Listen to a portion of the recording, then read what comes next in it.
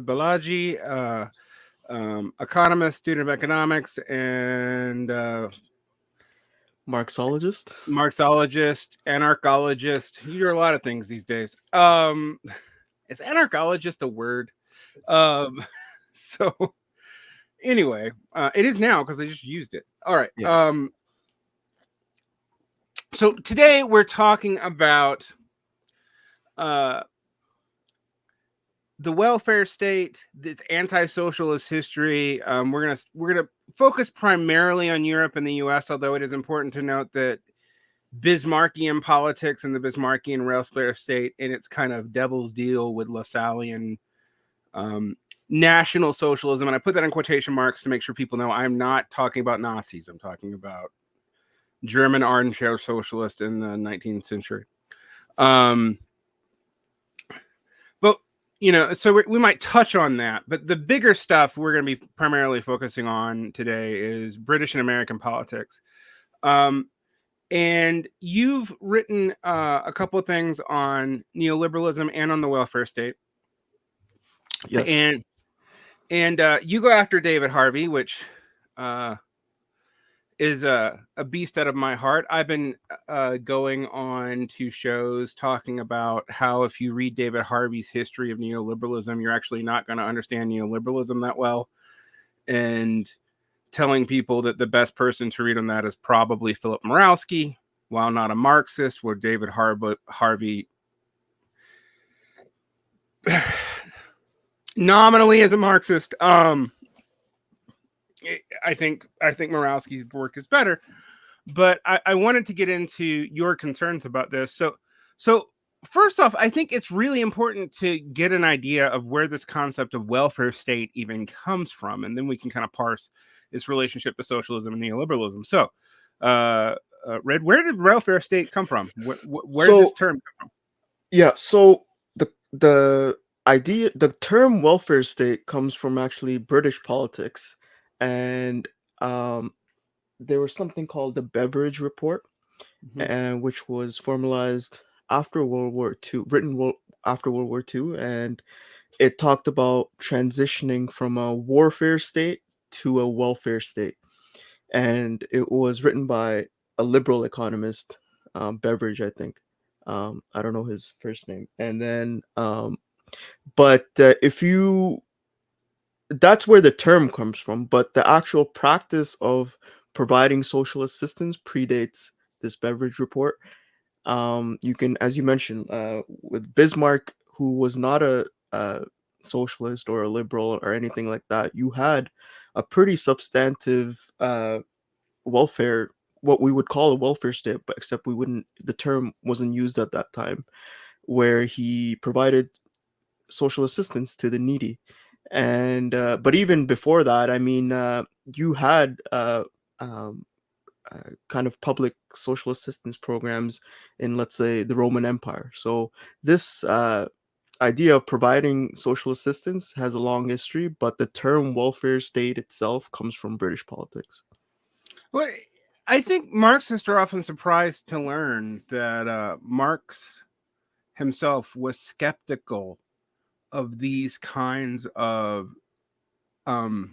patronage systems. In fact, that was one of his critiques of Bonapartism and the French imperial project, was that it was buying off elements of the poor, moving them basically from the reserve army and labor into the lumpen, because they were from, quote, decayed social forms. I mean, I'm not going to get into Marxist theory of lumpen right here, but it is pertinent. And that he actually opposed giving the Prussian government money. So he would get mad at the socialists around Liebknecht when they would like vote for taxes to fund anything, even if it helped workers, because he was like, this is not in the fundamental interest of the workers. It's going to make them dependent on a quasi-imperial or at best a bourgeois state. That's and we don't And I want think to add to that, I think under Bismarck, socialists in Germany at that time opposed the welfare state, or they were actually highly critical of it, because they would say that they were concerned that it would discourage people from joining unions. Mm-hmm. So you have a history of socialists opposing the welfare state. So, yeah, I think that's really crucial, and I think, I think things. I've been doing this very long series on the interpretive history of the notes, which later got called the Critique of the Goethe Program, or the critique of the draft of the Goethe Program, if we get really technical. And I have been talking about that because if you don't understand that, a lot of the stuff in that book doesn't make, in that letter that is later turned into a key text for Marxists by both Daniel de Leon and by Lenin. That if you don't understand that, you don't understand the context for that text. All right. And this also was why people like Paul Maddock Sr. were very critical of any alliance between the socialist and welfare statists in the Roosevelt program after the Popular Front, and also socialists participating in what he called the Keynesian international system. So I think that's very interesting to me. But let's kind of go into this. Like, we've talked about Bismarck. We've talked about it's discouraging unionism. The other thing that it does that's largely been forgotten is that it also encourages class collaborationism with upper classes. So, necessarily, because it's their tax dollars or their social programs that fund these services, are their production. And so this brings us to, really, I think we should focus on US and Canadian politics here a little bit, but like, people misunderstand. The other thing I just want to add really quickly, I believe in US politics, the term welfare state was used as a pejorative against FDR, as I understand it. Right. Because under the Great Depression, Herbert Hoover, as you know, had a more laissez-faire approach. FDR kind of like enacted several social insurance programs, and he was the term his opponents accused him of wanting a welfare state. So I think in that in US politics, that's kind of how also the term was popularized. So in British politics, it was used as a transitional term between the warfare state into a modernization project, kind of a British liberal modernization project. And in the US, it started out as a slur, basically. And in terms of how it entered socialist politics in the US, I think for that you have to look at Michael Harrington. At least unless you have more information on this, but Michael Harrington, I think from what I understand, he criticized Lyndon Johnson for not going far enough with his Great Society programs, and he wanted more an expanded welfare state.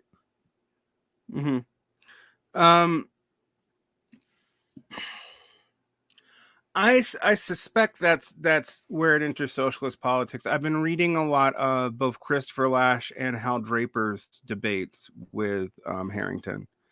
I do want to add also that I believe the Fabian Society was also in favor of an expanded welfare state. So it's different in different countries, I think. Well, this is the interesting thing. So I will say this is not an American history, but if you look at the Austrian economist Joseph Schumpeter, who worked with the German Historical School a lot, and also with like with Turgenev, I can't remember his name, the Russian economist who was kind of a Narodnik and then kind of a Menshevik later.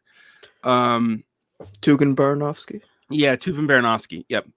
That Schumpeter worked with that, and he had this theory that the tendencies of the welfare state and democracy would lead to a socialism developing out of the necessity of checking what he thought was the good tendencies of creative destruction in the economic system, so that like as a political balance to that, that you'd have something like a soft socialism that didn't call itself that, developing out of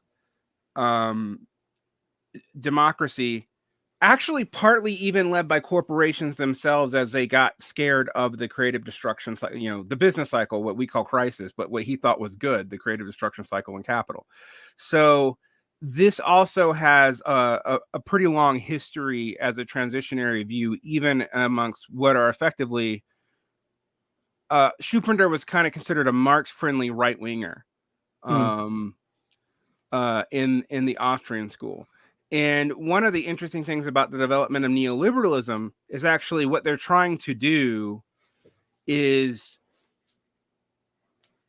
in Hayek's view, is actually step in and pick up on some of these tendencies that lead to socialism, but gear them towards like a liberal state. right. But the socialism they're talking about is not a Marxian socialism. It's more like It's German welfarism. it's a German historical school welfarism. Yeah, and speaking and more, you bring up Hayek. Hayek was actually in favor of a welfare state. Yep.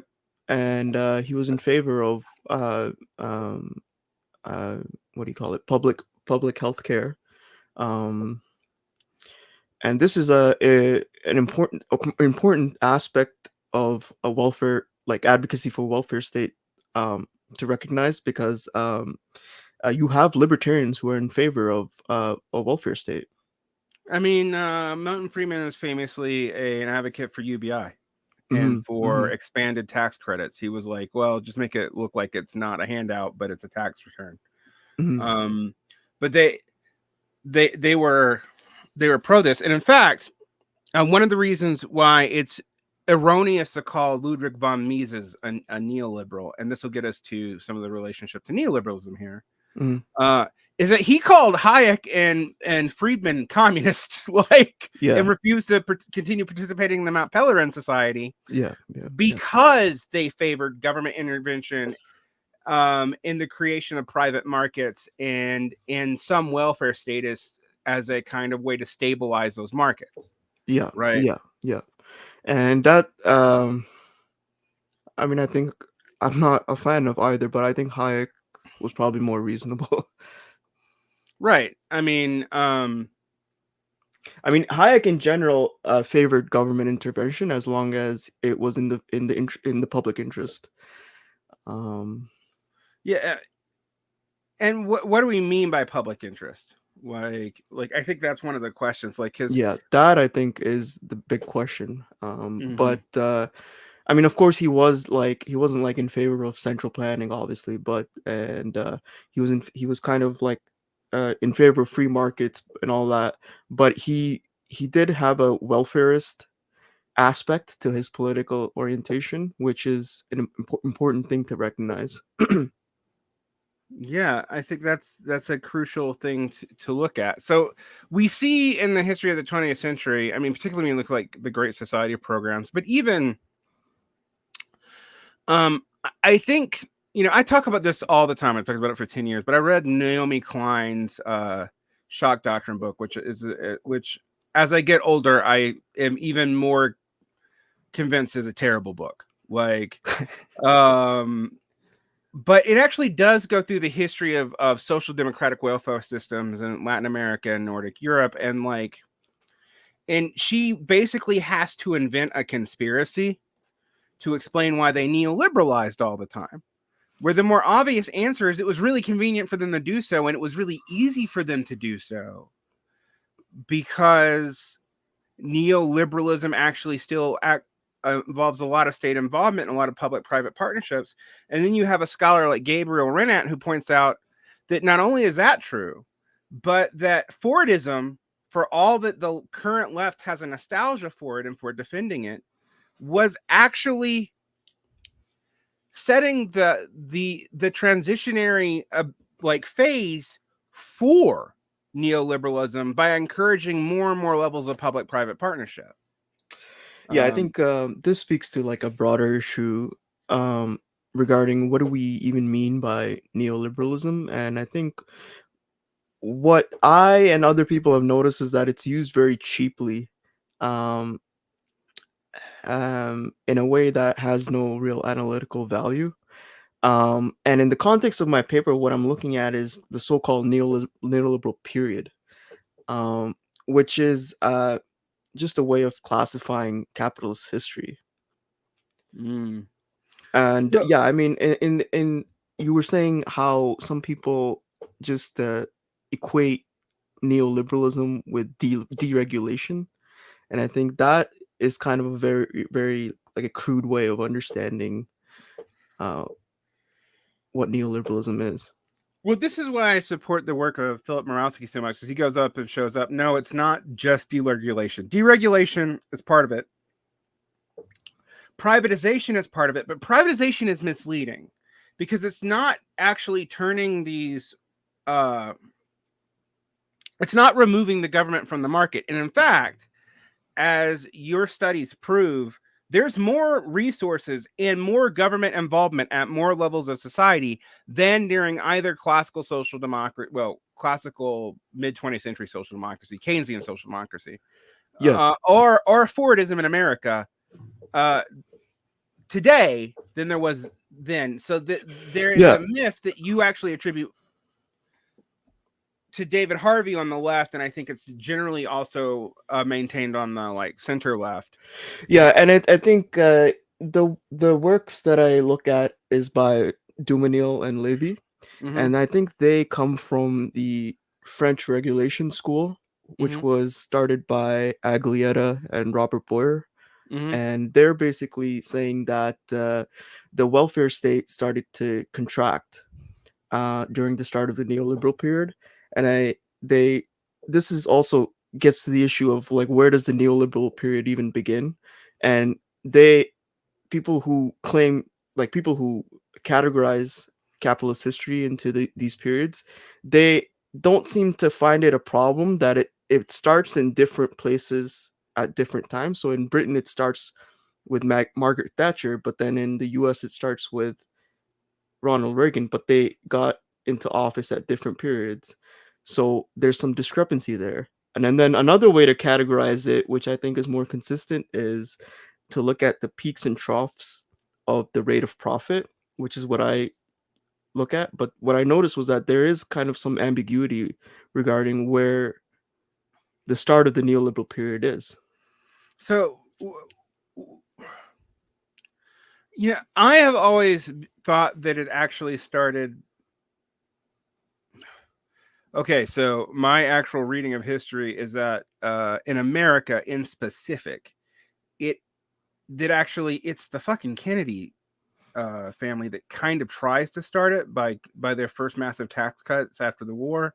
This gets stalled out by Lyndon Johnson's Great Society programs, and then the transition from Ford into Carter is where a lot of it actually starts as policy.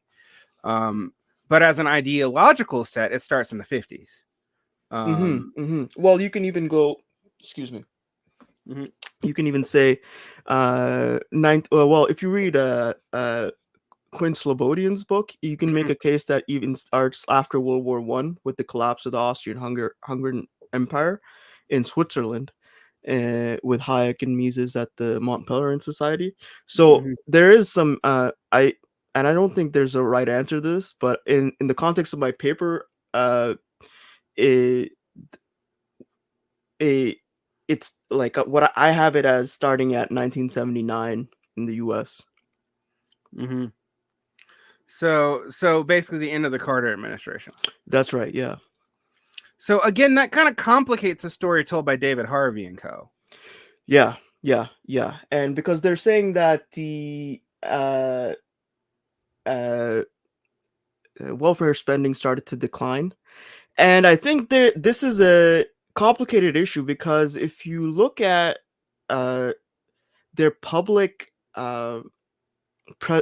discussion, it doesn't quite line up with the policies that they're enacting. So, for example, you have something like the earned income tax credit, which it by definition fits. It counts as a uh, uh, welfare policy, but they're Mhm. not presenting it as a welfare policy.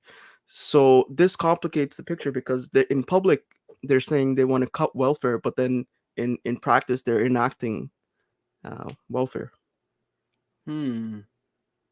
So, I mean, if welfare is any kind of direct transfer, it's welfare. And it's another thing you point out is like basically the working poor in the United States pay negative income tax, right? That's Like, correct. Yeah, and I think that is there's significant empirical evidence for this. I would say, um, especially with the we can talk about this later with the distributional national accounts that the BEA is publishing. And if you look at the data set correctly, from 2000 to 2020, they are receiving more in benefits that they're relative to how much they're paying. Um, and that kind of contradicts the entire narrative that they're getting less and less and less in terms of social benefits.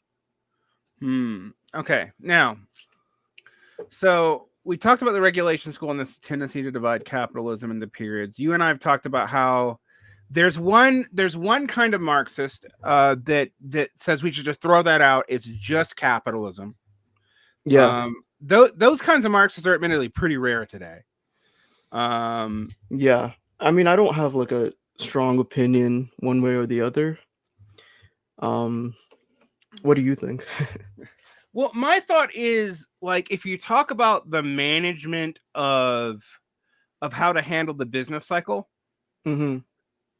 and government interventions and how they intervene, because the government in all periods, including like classical entrepreneurial period of the 19th century, is highly involved in the market. Like that's one thing that is correct. But how they intervene does change dramatically. Um, Yes. what I find interesting about this tendency of Marxism plus the regulation school is that a lot of Marxists use it to argue that like certain kinds of quote contradictions of capitalism are over, and then lo and behold, the business cycle starts again after everything works through. So it just seems like it was stalled. So like Mm-hmm. for example, from the 50s to the late 60s, that's the period of the theories of like monopoly capital as the end of the contradiction of capital, are the administrative state apparatus theory, or the managerial state theory, which was a more right-wing theory from James Burnham. But all of them posit basically the same thing. Mm-hmm. Mm-hmm. Um, And I think with the regulation school, they're also saying that production relations have changed mhm. during the start of the neoliberal period, which is, I'm not sure. I don't know if they've changed. I think they have changed to the extent that there's been deindustrialization, but I do not think it fundamentally changes the exploitation relationship. And so Yeah.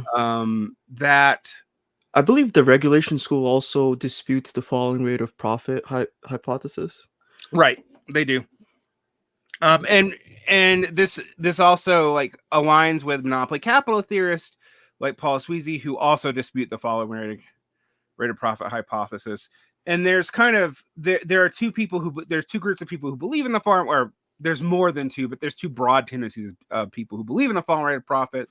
Those who think you're edging towards a final crisis, and those who think that no, this is the structural incentive that explains both why we have to talk about periods of capital, and that it's what explains the business cycle. Like so there's Yeah. crisis and it will change and get worse or better. So they don't really disagree with every part of the theory, but there's the Kleiman school, and then there's like maybe the Grossman Paul Maddox school, Yeah. which is final crisis versus driving crises, but they get reset by war or by some return to profitability, something that reduces overproduction, etc. Mm-hmm. So, Mm-hmm. Mm-hmm. although logically, as I pointed out to Kleiman once, and he didn't like this, that there could like that his logic actually would actually imply there could be a final crisis, because that was not just a socialist revolution, because eventually you would exhaust means to easily reset social production without risk of human extinction. So, for example, war already is much more dangerous of a way to get rid of surplus production. Just because the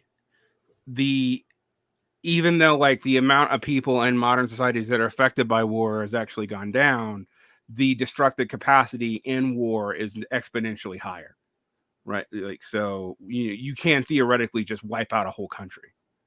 So Yeah. Yeah. I don't know. eh, I don't really have like a strong opinion. I do mm, think I guess I'm kind of a soft defender of the falling rate of profit, but I think what people seem to miss is that it's a tendency, mhm, and it can go up, which it did um, uh, during the neoliberal period. mhm. Um, and I think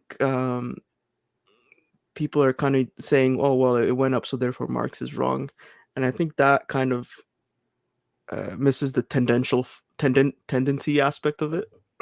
Right. Which is I think that's in Marx after the 1850s. I think in the 1850s, Marx realizes that you're not going to get a linear final crisis all the time in a straightforward decline way. Yeah, Like, um, my reason for this is he kind of did seem that, and there are people who disagree with me. Enemy of the show, Andrew Kleiman. Strongly disagrees with me on that. And I say enemy of the show just because he has a whole article about how I'm a McCarthyist, which is real funny. But strongly disagrees with me on that. He thinks that Marx always thought that. It's not that we disagree on the interpretation. He thinks that Marx is consistent throughout his life. I, having looked at some letters and Mega 2 research that have been translated into English by Marcel Musto, think that he pretty clearly believed in the immiseration thesis until the mid 1850s and then gave it up. Now, I also don't think it's that important, like that, like we know exactly when Marx thought something. But the reason why I bring it up is for people who think that Marx was the immiseration thesis. I think there is early Marxist work that is actually in that vein, so they're not coming from nowhere. Like, yeah. I mean, the idea of a falling rate of profit, mm. it it's there in Smith and Ricardo too. Oh, absolutely. So this is It's not. there in Ibn Khaldun. Ibn Khaldun mentions in in his work. Like it's actually interesting. Like from what I can tell, Rid, it's there all the way back in Thomas Aquinas. There's just an assumption Yeah. that profits fall over time because market competition drives Mm-hmm. Mm-hmm. profitability down.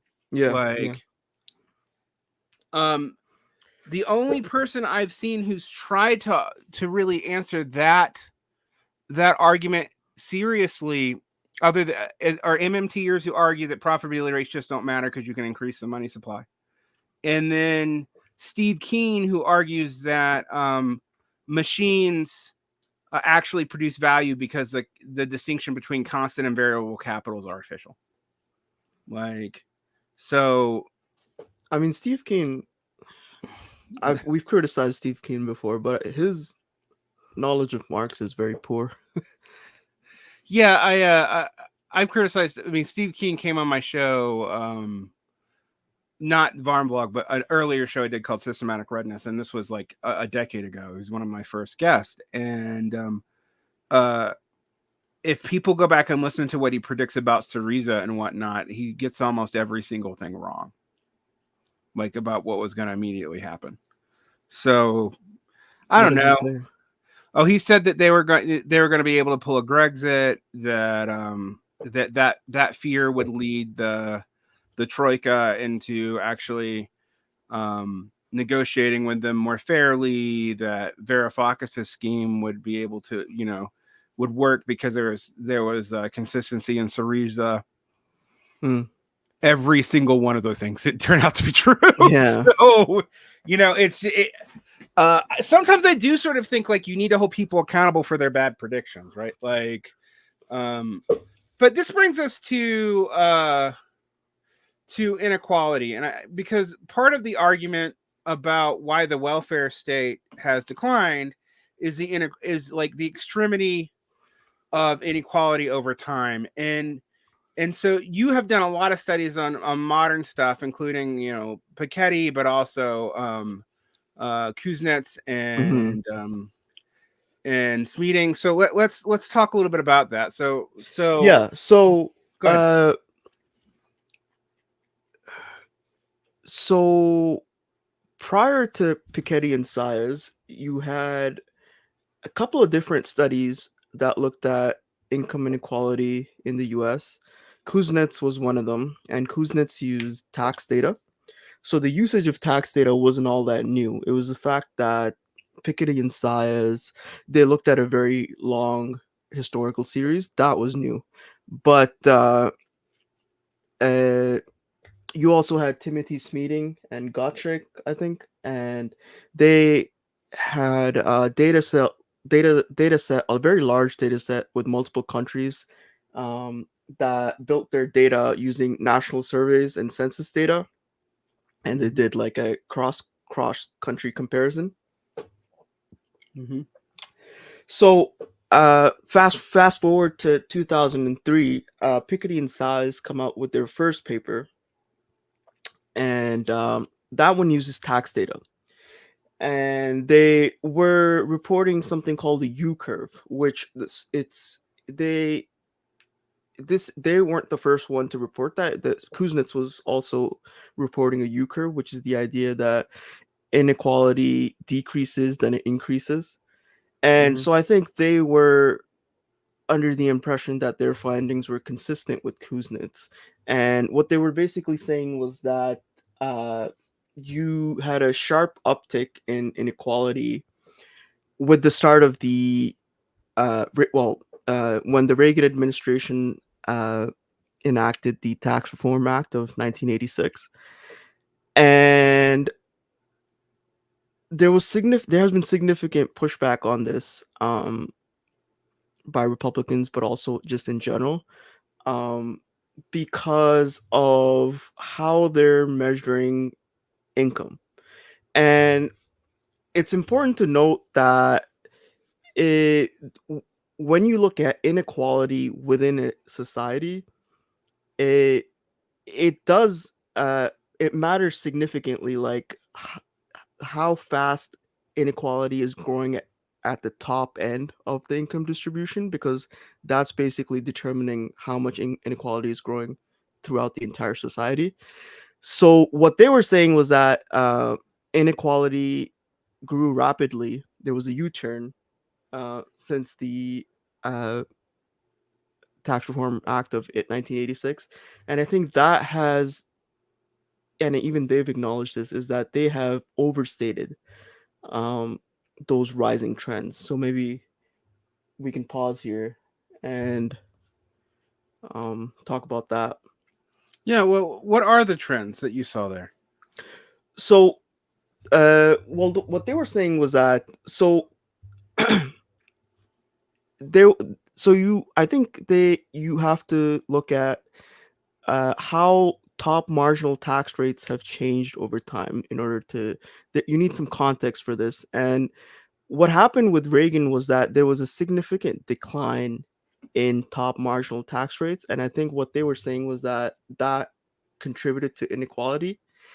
And top marginal tax rates did decline, but it's important to recognize that top marginal, like, people weren't paying those tax rates.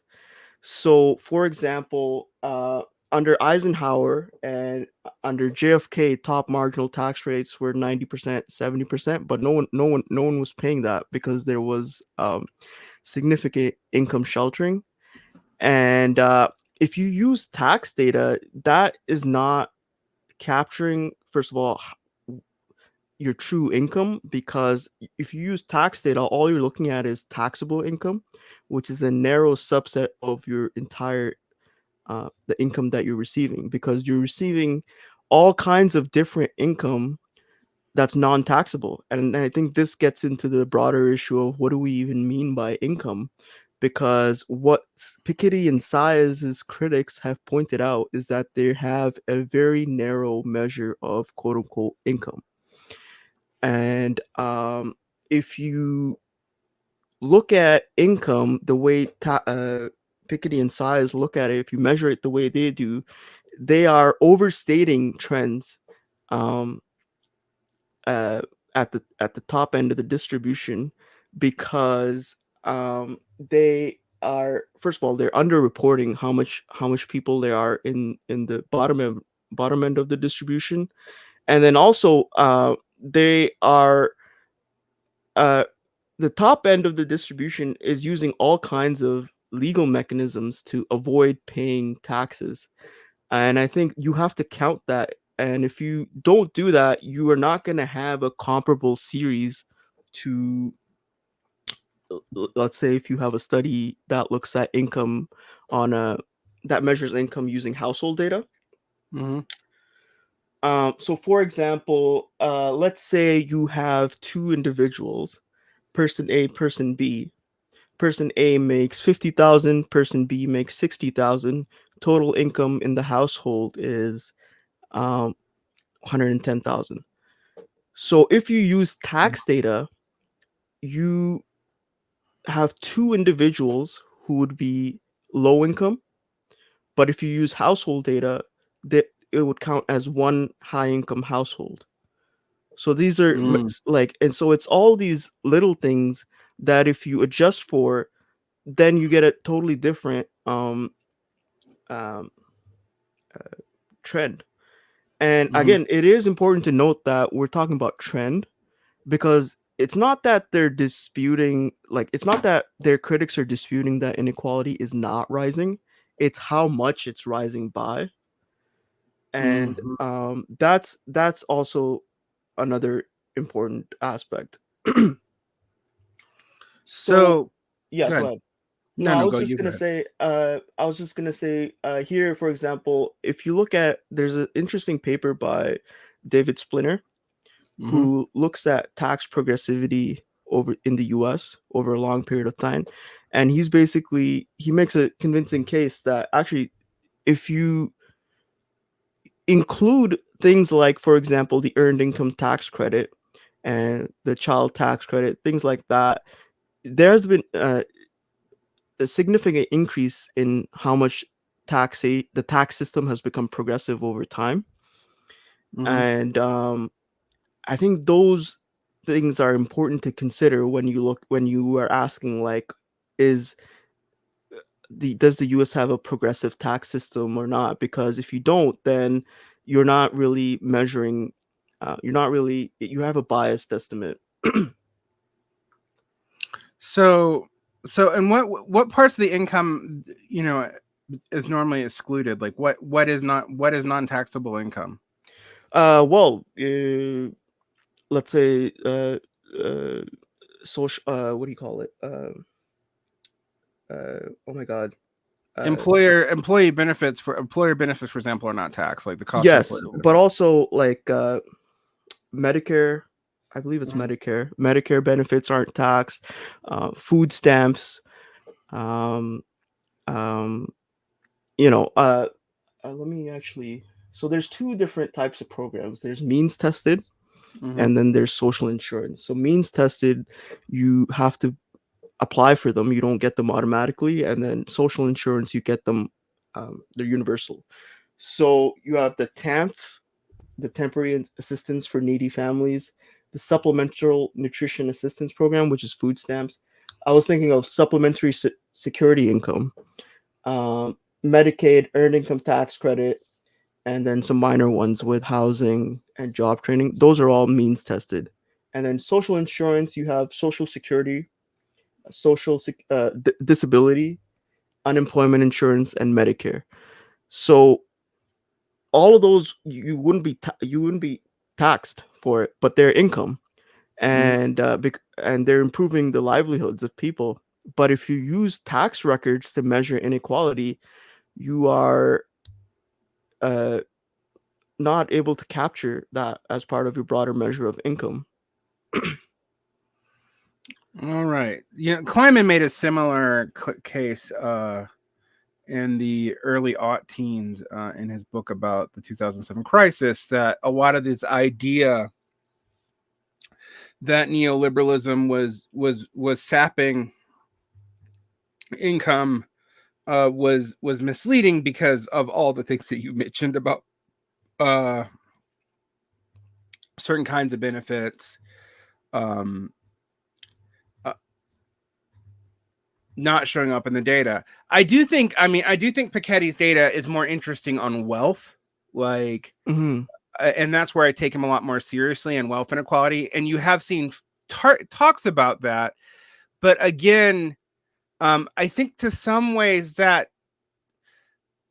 confuses things because wealth does compound over time. So like wealth inequality could be the result of policies that are like 80, 100 years old, that Hmm. may not, that may just be have not, may just have nothing mitigating against them now.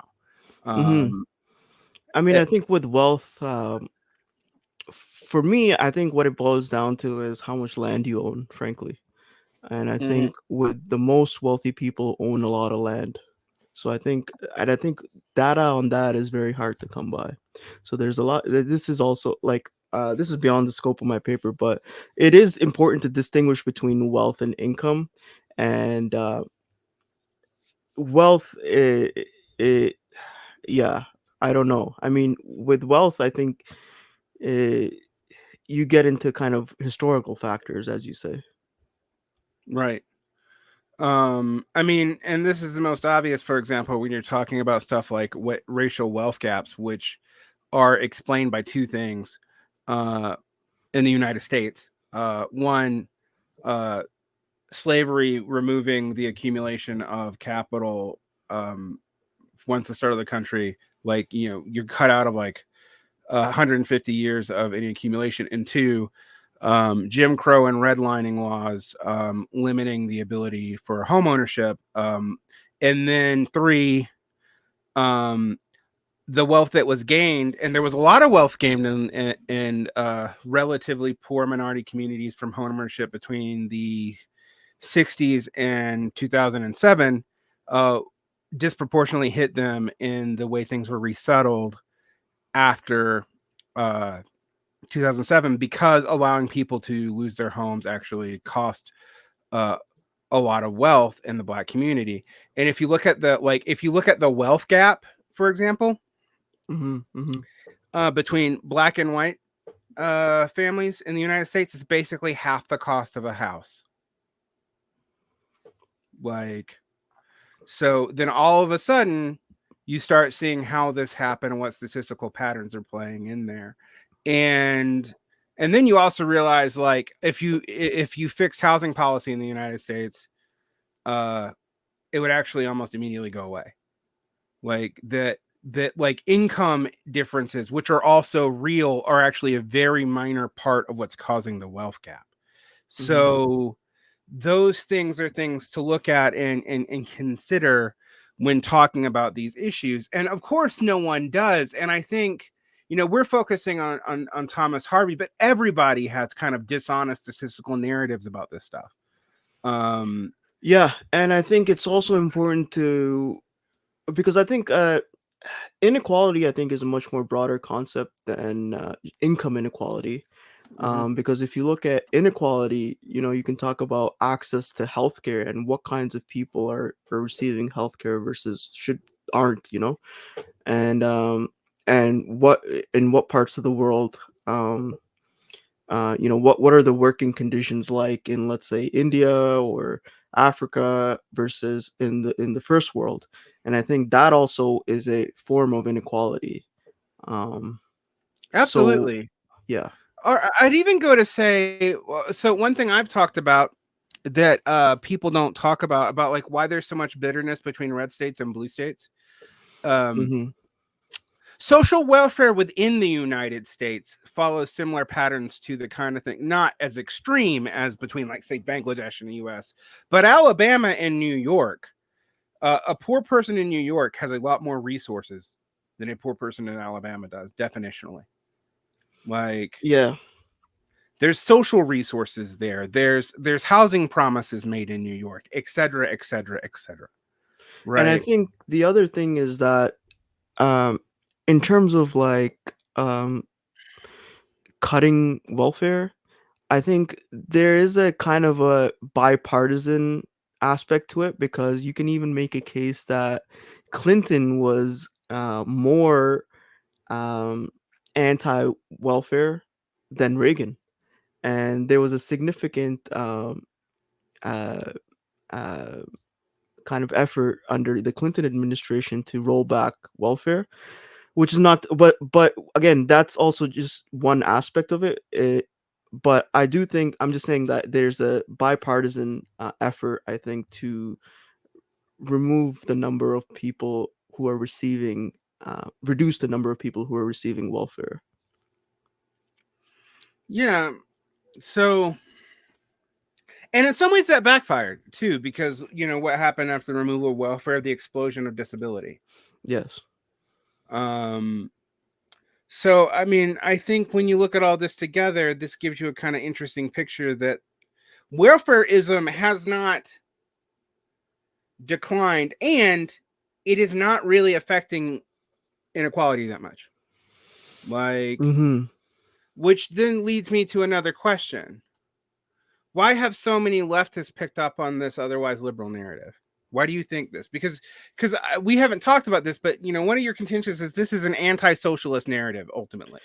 Yeah, Why and do I you think think that is? this I think boils down to the fact that people have different understanding of what people mean by quote unquote socialism, because if you look at the public discourse, people generally tend to equate socialism with uh, welfarism, Mm-hmm. and this is a problem, because it's which is not, it's not to say that welfare spending is not a on an issue. It is, um, but it is not addressing some of the fundamental issues of how commodities are produced under the capitalist system. What is your relationship like with your boss? Do you like the work that you do? What I mean, there's a whole range of questions that welfare spending isn't able to address. And yeah, and I mean, there's a kind of an amnesia, because Mm-hmm. people don't know the history of socialists opposing the welfare state. And you have this young generation who is in favor of the welfare state, which again I am also. But it, we do need to look at the history, I think. Um, yeah. Mm. So I think this is a kind of crucial point. My point with you about the history is that um, we have seen that there's been a tendency of large powers to want to stabilize the social instability caused by the business cycle, and we've seen that there's a history also of wanting elites to control elites by actually playing resentments of, and this I think is a larger than a capitalist phenomenon. We talk about this in ancient Rome, right? Hmm. We can talk about this in the like Sung Chinese period or something too. Uh, that you have are in medieval England. That you have the king or the royal families playing off the resentment of peasants against other elites. So having a patronage system where those peasants can appeal to a larger authority is a way to balance out powers within elites. I don't know, and that's a tendency that emerges in several different systems. I will say that Marxism only deals with it directly when talking about Bonapartism. That's when Marx really deals with it. Like What do that's you when mean he, by that? well, what does Marx say the social basis of Bonapartism is? Taking classes that are being pauperized and giving them handouts so that they are loyal to a particular political figure. Yeah. Right. And then also usually being backed up by the petite bourgeoisie. So so this leads to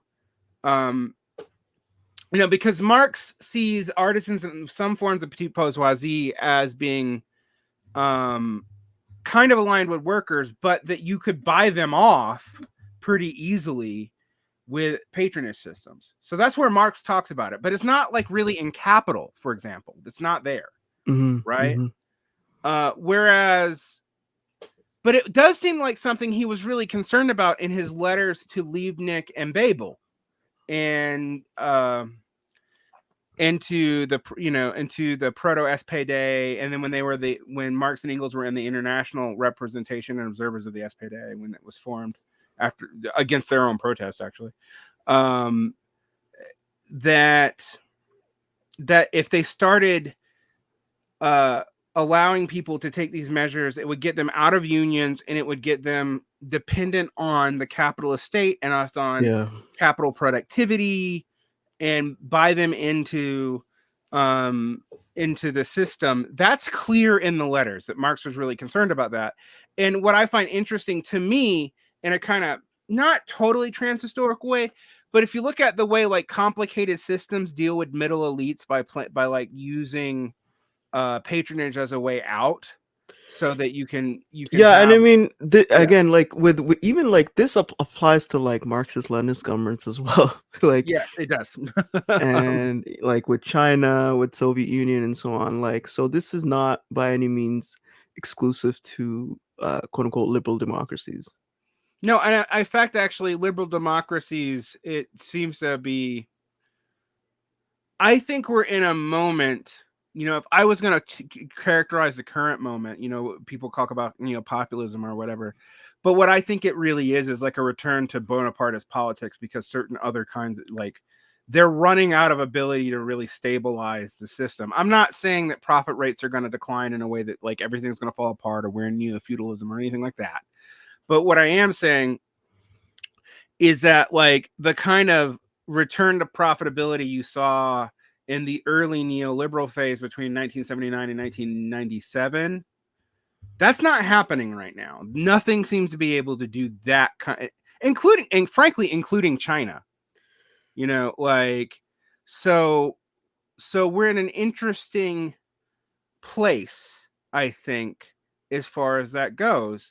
And one of the things I find interesting about the current moment is I think a lot of the framing of this geopolitically is basically pretending, even by Marxist Leninists, that anything anywhere in the world that looks a little bit like mid 20th century social policy is actually socialism. And I'm not here to debate whether or not like members of the PRC sincerely think they're socialist. I am sure a majority of them do, right? That's not my concern here. My concern is just to point out that the horizons have changed, and they've changed everywhere, not just in the United States or the West. With the fall of the Soviet Union, one of the like, for example, this year, or at the very end of last year, excuse me, China actually adopted Singapore's housing policy. Is Singapore a socialist state? If it is, you got a lot of explaining to me to do about what socialism has historically been. Yeah, that's kind of my issue with Richard Wolff too, because he is calling Scandinavian countries socialist, isn't he? And he's calling Bernie Sanders socialist too. Well, I mean, at least in the case of Bernie Sanders, he's self-identified as socialist, but like there was a tradition of critique, both from Marxist, Leninist, Trotskyist, and anarchist, about Bernie Sanders style productivism. Murray Bookchin's the most famous, and I've read that essay on my show coming up.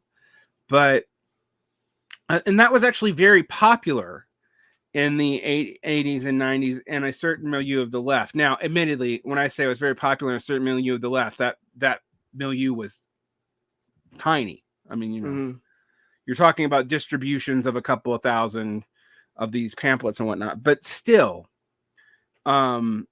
it's something to look at versus now. And I do think it's interesting how much, even when you try to do the MMT argument and say, okay, well, we can promise that our social welfare net isn't based off of taxes, so it's not based off profitability, so you don't have to worry about it. We can just base it off of liquidity, and increasing the money supply strategically. Even if you believe that that's true and possible, the question is, well, why do so many MMTers still have to make appeals to elites to try to get them on their side by saying, hey, we can do this social safety net without actually hurting you, without removing your power, basically, right?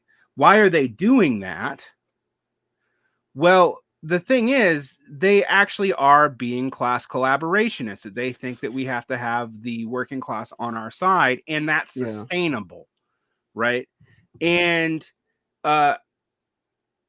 MMTers say that. So Rob Amari over from Compact Magazine says that. And most social democratic Marxists and even Marxist-Leninists say that now. So you have this anti-socialist thing, and it was considered anti-socialist because one of the keys of socialism is worker power, not worker dependency, right? And welfarism does, I mean, I know this is going to sound like a conservative argument, but welfarism does cut down on worker power. We're not providing for our own poor. We are letting someone else do it for us. Yeah, I agree with that. And I think that was the original concern of German socialists as well under Bismarck, that you are kind of delaying kind of like the revolution, Now the counter argument to that's a little bit more complicated,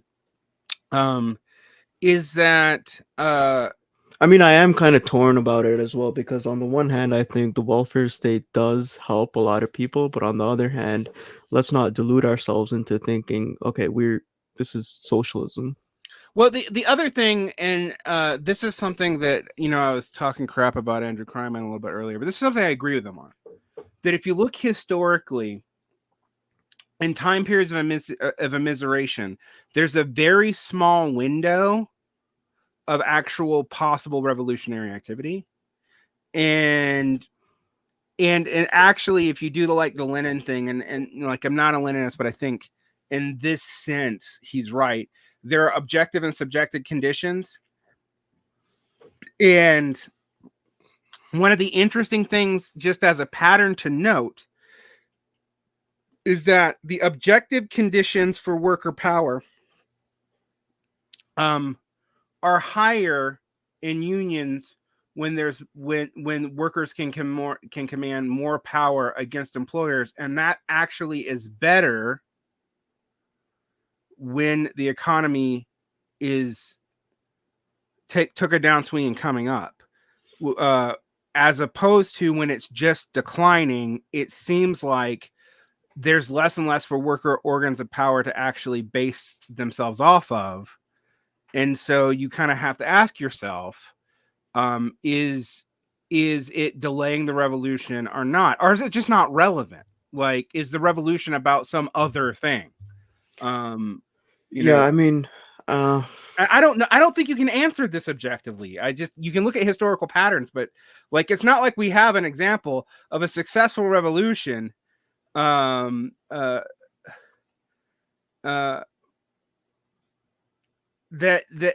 we think would meet all of our criterion, that we could talk about. I mean, I've talked to you about how I'm mildly defensist on China because I think there are sincere socialist elements in the government. Do I think China's socialist? Not really, but that's neither here nor there.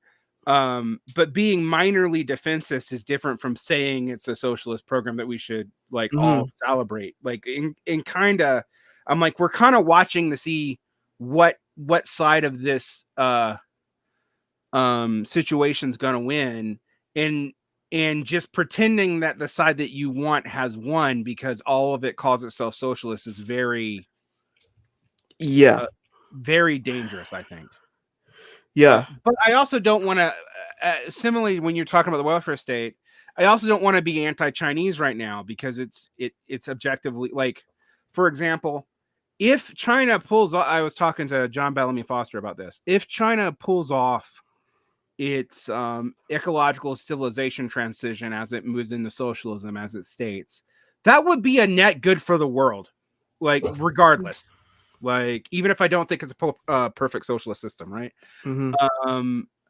So what do you do about that? And I don't have an easy answer. Like, so when people go, oh, we should just oppose welfare reforms, I'm like, I think we should kind of, just kind of admit that, like, some of them would be good. Like, I would support the United States getting socialized medicine in a heartbeat, right? And I mean, this again ties into kind of like, I'm also critical of Andrew Kleiman's group because they are, on the one hand, critical of the welfare state, but they are supporting the Democrats, and they have this revolutionary orientation, but this is inconsistent with their kind of support for the Democrats and reformism, like endorsements of reformism, Well, I mean, except they're not supporting Bernie Sanders. right. They actively opposed people supporting Bernie Sanders in 2016. That was the beginning of the fallout between MHI and Douglas Lane. They supported Hillary Clinton. And their logic for that was that if Bernie tried to implement his policies, they would fail because they're kind of incoherent social welfarism.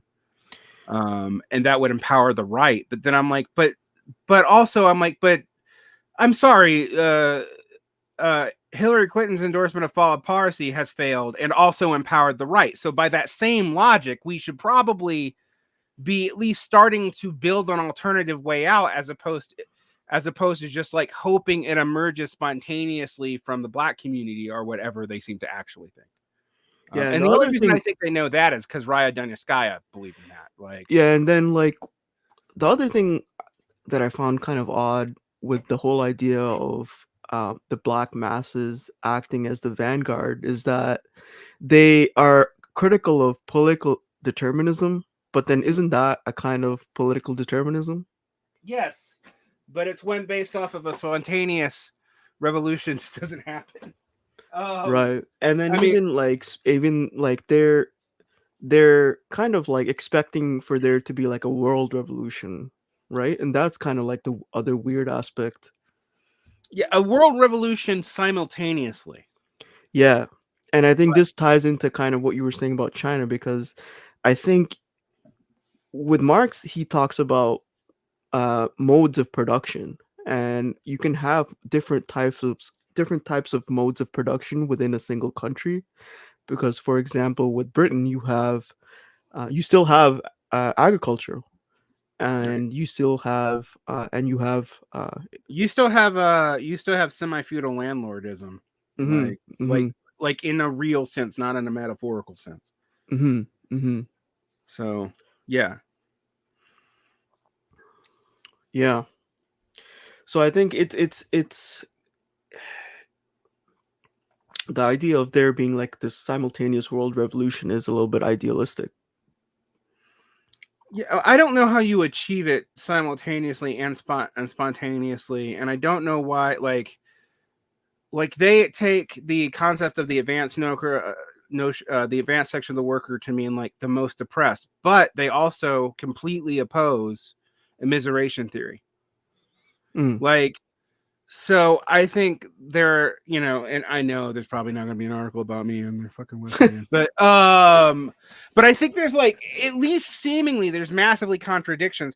And to make this broader, I don't think it's limited to MHI and Andrew Kleiman's group. I think it's throughout Marxist humanism, not like, we're not talking about Gramsci here or any of the other kinds of Marxist humanism, but like, or E.P. Thompson.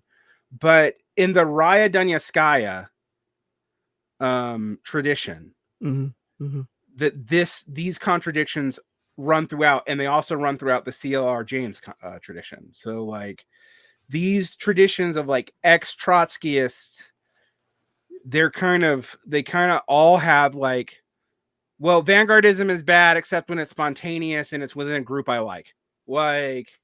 And there is no white working class, but there is a black working class, et cetera, et cetera, et cetera, which is just like kind of like, and even like with the idea of there being like I mean, we have to like this is a kind of an essentialist way of looking at it, because what do you mean by quote unquote black? Are you talking about like West Africans, East Africans, or are you talking about like descendants of slaves? I mean, that is kind of a weird way of looking at oh it, yeah, I think. it's like it's weird because I think it reifies a certain moment in time coming out of the civil rights movement, and the discussions about like ML groups in the 30s and 40s keeping their mouth shut about like segregationist policies because of the Popular Front. I think that's really Right. kind of what led to that, and it's been reified and frozen. So the CPUSA supported the Democrats, right? Yes, from during the Popular Front period. From the Popular Front period until literally about 4 years ago. So it's and they're ambivalent about it now. I can't really tell where they are now. They're still not running their own candidates or anything. Yeah. So it's hard to say. I mean, and honestly, during the first Bernie run, there were both MHI articles against Bernie and CPUSA articles against Bernie that could have said the same thing about like ultra leftist and empowering the right, blah blah blah. And to me, like if you're calling Bernie an ultra leftist, like leftism doesn't mean anything. Like ultra leftism doesn't mean anything. It just means what's not in line with what your group says, which is also a problem I have with this accusations on like in the DSA, because the DSA, groups in the DSA are always calling other groups in the DSA ultra leftists all the time, and they're like MMTers calling other MMTers ultra leftists, and I'm like, from my perspective, you guys are all from the right wing of socialism anyway. Like, so, like it's just, it just gets it's weird, and so. I think we have to be skeptical of the welfare state, but I do think also, like, I am with you. I don't necessarily think, like, what people now call accelerationism are maybe like the hard form of impossibilism or whatever. I am an impossibilist in the sense that I do think that socialism will not just organically emerge naturally from capitalism. Like that's the minimum definition of impossibilism. There's also a definition that's like Northite Trots. For those of you who don't know, they are like the world socialist website. And the SEP, the Socialist Equity Party. And people like that who are always arguing that like, no, we should basically either be totally neutral on things like unionism and try to encourage completely organic self-organization, or we should, like accelerationists say, actually encourage neoliberalism to make things worse so it inspires a revolt. I think those are disastrous policies, and I actually think Marx also historically opposed them. So, I mean, if you actually look at what Marx politically advocated, and you don't get that from Capital, you get it from the letters and some of the historical writings on France and stuff like that. The way is actually very narrow. Like it's very, very specific. Well, didn't the Soviet Union kind of normalize relations with the fascists during the Popular Front period? And look at how well that turned out. Yeah, and then the Soviet Union reversed the third period. not the Popular Front in the third period, where they're like, you don't. But even in the Popular Front period, they weren't siding with the Social Democratic parties and trying to heal that. They were siding with liberal parties.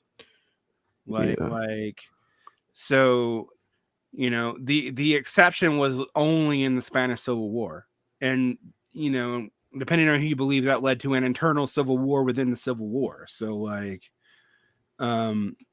which I think, honestly, if I'm completely honest, and this is a little bit beyond the scope of the welfare discussion, but I think that's the result of popular frontism in all cases. That if you form a popular front, then the contradictions of that popular front, once you get rid of the usually occupying power, they've not been very good at getting rid of actually standing powers, except in World War II. You immediately go into a civil war. That was true in China. That was true into some. I mean, if you really want to look at the what was going on in the Spanish Civil War, there seemed to be an internal civil war amongst the Republicans. That's implied by the Popular Front period, because in some ways you can't just get along at the end of that.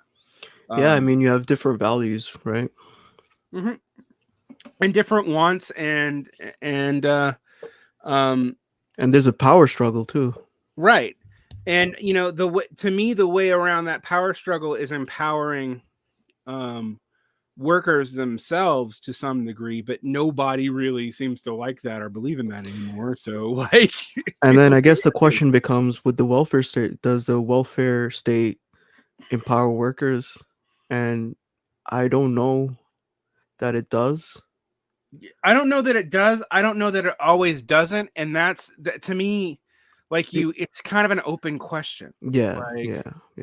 Like, I do think, for example, I feel like so one thing I will say, I tend to oppose UBI and support socialized medicine. So, well, with UBI, I think you have libertarians in favor of UBI, but the way that they're advocating it is that they want to get rid of Social Security and replace it with the UBI. Right. It is not on top of the Social Security. Right. And then that doesn't, a UBI that's not pegged to inflation or something would be a disaster. Yeah. I think what's his name, Charles Murray, is in favor of UBI. Yeah, I mean, there's a lot of right wingers who are in favor of UBI, and there's a lot of people I know, in the military, who kind of advocate it for social stability reasons, right? Yeah. And I'm just saying, the military is not the most reactionary institution in American life. That's the police, but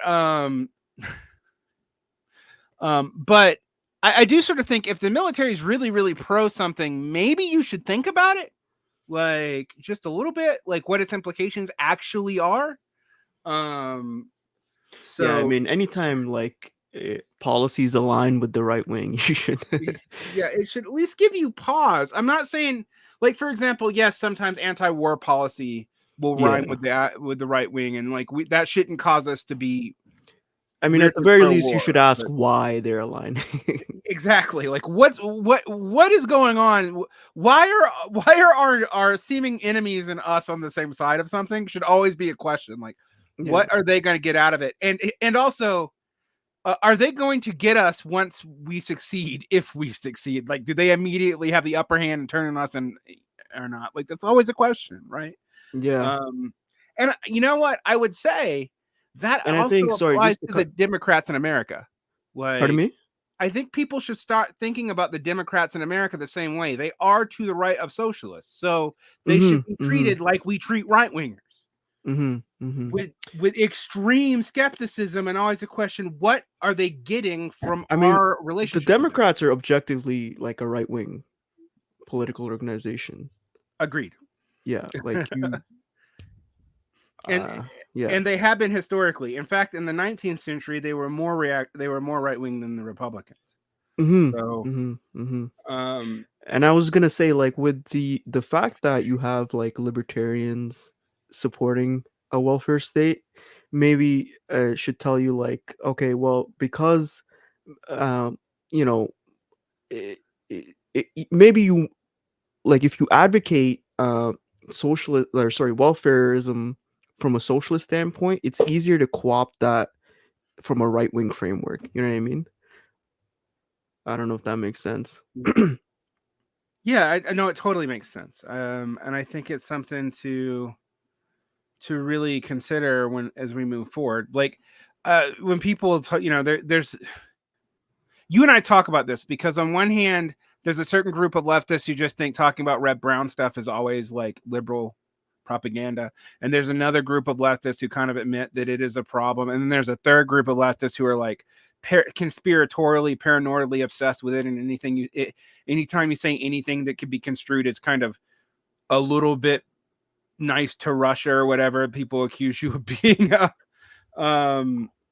Yeah, like a surrogate for Russian a government. surrogate for Russian government. Like it's just even though you, like in my case, oppose the invasion of Ukraine the entire time because I thought it was, if nothing else, just stupid. Even if they won, that it was kind of gonna lead to like just from a geopolitical standpoint, that it was going to lead to things that would empower the West, even though I did not think that the West thought that they could like actually have Ukraine win the war. I'm not sure. There are days I go back and forth on that. We've talked about that too. This has been a talking point on my show for a while. And I have pointed out that like nobody has called everything in this war. Like everybody's been wrong on parts of it. So, but I mean, people on the left were saying Russia isn't going to invade, right, for a long time, and then they invaded. And they actually weirdly were in agreement with the paleo conservative right on that. So, or like me, I thought they would kind of invade, but it would be like Georgia, and it would be just like, hey, leave, don't ask them Luhansk alone, and we're gonna pull back, and also you're not getting Crimea back. Fuck off. Like that's what I thought was gonna happen, but I was wrong. Like I made the wrong call too. So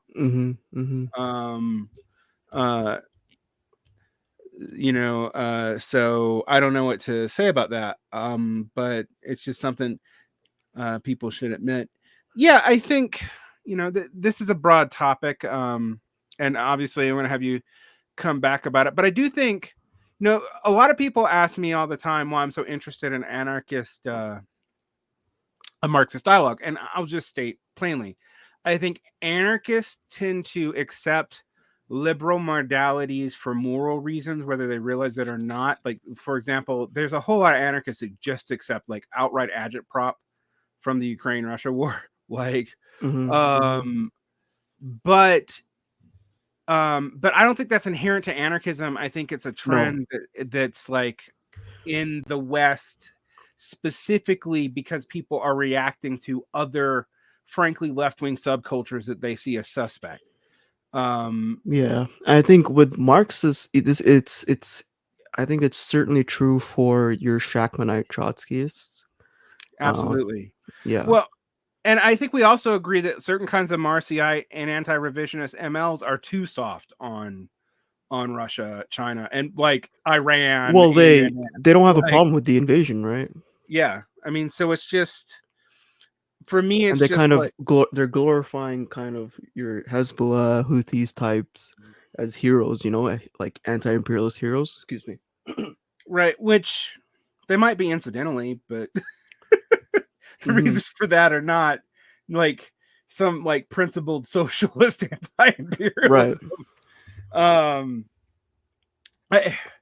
Somebody told me though, since I like favor de-escalation in the civil war in Yemen, and I favor it because I've seen the results of it, that I'm like objectively pro Houthi, and I'm like, well, you know what? If that's true, okay, but it doesn't mean I like them. Like it's neither here nor there. Like I don't really love like Zaidi Shia tribal politics just because it happens to align with my geopolitical aims at a given moment. But it also means, I also don't want them to get bombed to shit. So what are you gonna do? Like, so I think for the reason why I wanted to have this conversation for you is it opens up a lot of hard questions for the left. And right now, given that I think we see weirdly that the cultural left-wingism a kind of libertarian social attitude and a distrust of libertarian market economics is dominant in the US, Canada, Europe, but that in other ways, we're very much not in a left-wing moment. And people conflating those two leads people to misanalyze the situation. And I think to get out of that, we're going to have to ask some very hard questions about what we mean by left wing, and what we think this stuff is for. Like we should all oppose, Gazans being wiped out. I think. Absolutely. To me, that's not a question that has much to do with socialism. That's just like a basic human fucking decency question. People might say, oh, well, we can build socialism off of it because national liberation. And I'm like, can you though? I mean, let's be real here. Palestine is tiny, even if you got all of it. Like you're going to base a world revolution off of that? As your starting point? I just don't see how that works. And I mean, a lot of people in the broader Palestinian solidarity movement aren't even socialists, right? You have a significant amount of Islamists, lots of just normal. I think a lot of normal Arab liberals, because it's unconscionable, right? And in a way, I even think that's good. We just need to understand what it is. A lot of this boils down to how you frame the issue. Right. And I think that's, and to bring it back to the social welfare stuff, yeah, we should not want American. I will say this: the American healthcare system isn't also a real laissez-faire system at all. It's like the worst of all worlds from an economic perspective. Yeah, so, I mean, it's I mean, there is Social Security. It's you get healthcare if you reach a certain age, so it's not universal. But you do have public healthcare, but it's just not universal. Yeah. But it's a total gift to the healthcare corporations, because they just jack up the prices and charge you. Absolutely. Yeah. That's exactly what they do. Because they know you need it. They know you need healthcare services. Right. They jack up the prices because they know they're not going to get it, so they can write it off as a tax write, then sell the debt to someone else. But you're still in tow for that debt because it's not dischargeable, even under the otherwise fairly liberal bankruptcy system of the United States. You will notice that the Biden and the Republicans and the aughts were very clear to make sure that the most important, least moral, just accepting a liberal moral hazard framework, education and healthcare being the things you can't declare bankruptcy on, is fucked up.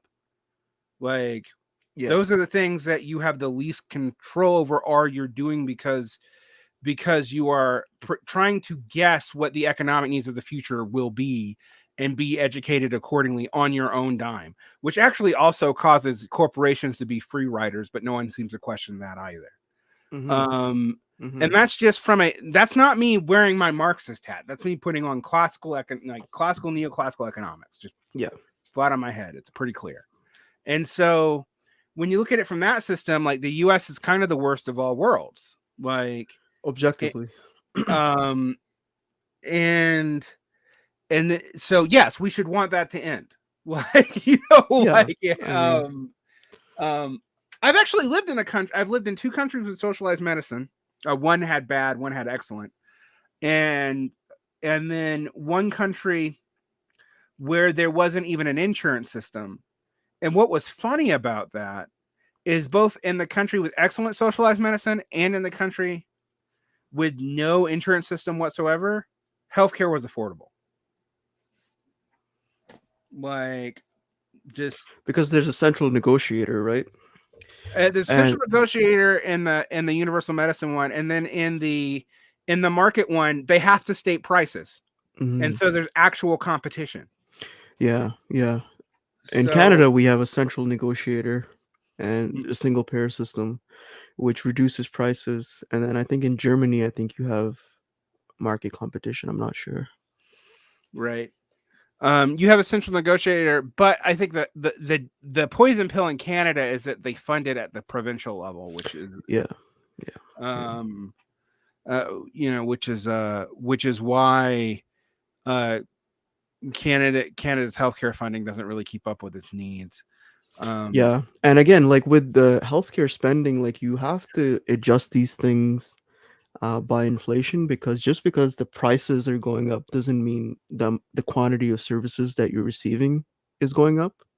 right, absolutely. Um, and there's also other, even in healthcare, there's kinds of inflation you don't see. So there's substitutions of kind. There's reduction of minutes for the same price. There's all kinds of stuff you can do. Hmm. Hmm. Um, this one of the things when I was talking to someone about inflation, why it's so hard to figure out inflation from now to the 70s is like, for example, and part of this is planned obsolescence, but in the 70s, if you bought something in the 70s, most of those things still work because they're made of actually very good quality components.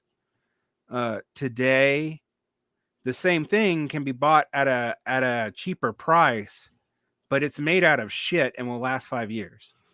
Hmm. Hmm. Hmm. So like that's something to think about. Like and so when you're comparing inflation, that doesn't show up in like government inflation numbers. It just can't. Hmm. Um, Shrinkflation, ingredient substitution, skimflation, those things don't show up. So it's just one of these things where like uh to tie it back to our discussion about the falling rates of profit, it's why it's hard to figure it out because you have to actually know the value of all the components over time and then like figure out those component values and then figure out the cost and the cost reduction in forms of constant capital and inputs and then do all that. No one's going to do that in an economic stat set. Like that's a lot of Yeah, different inputs to adjust for over time. it's a lot of work. Yeah. Yeah, it's a ton of work. And I mean, like, look, I, I'm with you. I read Piketty's book and I thought it was kind of a mess, but I was like actually impressed that they did 1,000 pages of fucking historical statistics. Like, it Yeah, no, this is not like my paper is not to discourage people from reading Piketty. They should read Piketty, but they should also read their critics as well. yeah, I agree. I actually would tell people read Marxist critics of Piketty, but also sometimes I do hate it. That when people read right wingers, they only read the stupid ones, or they're talking about Ben Shapiro, or like, are they reading smart? I mean, I'm even guilty of this because everyone wanted me to do Dubin on my right wing reading series, and I said sure because I think it tells us a lot about the left actually more than the right, but like. Yeah, I'm like, but that's not really what affects most of U.S. political thought. Like, like right wing policymakers aren't populist definitionally because they don't think their average constituent can understand the situation. They actually believe in yeah, natural hierarchy, and so they don't think they're going to tell everyone the truth. So, yeah, yeah. I like, mean, a lot of the people that I'm looking at in my research, they do have kind of like this libertarian bent to it. But objectively, they're correct. Their analysis is correct. So when it's correct, you have to like deal with it. I mean, you can't just ignore it and go back to doing your biased estimates. Like you have to acknowledge what your critics are saying. Which, by the way, the Piketty did. Piketty, Size, and Zuckman, they did do. mhm. And then in 2018, they released a new methodology. And this new methodology I look at as well. And this one uses national. This one constructs estimates of trends on the basis of national income, uh, national accounts data, and the BEA and StatsCan, they've started to release data now, which tracks how much uh, people are receiving in transfers and all that from a distributional standpoint, which is going to change the game as far as how we discuss inequality, because now you're going to have official government statistics stating, look, this is how much percentage wise the top quintile or whatever uh, uh, grew richer. Absolutely. Kind of like inflation data. Absolutely. All right. Well, I think, Red, I'm gonna let you go, but you will, of course, be back on the show when we have something else to talk about. And where can people find your work? On ResearchGate and academia, and this paper will be coming out. It's been accepted and it's going to be published soon in Capital and Class. Awesome. Awesome. All right. Thanks for Well, having me on. thanks for coming on. And like I said, you'll be a regular. Have a great day. Thanks, you too.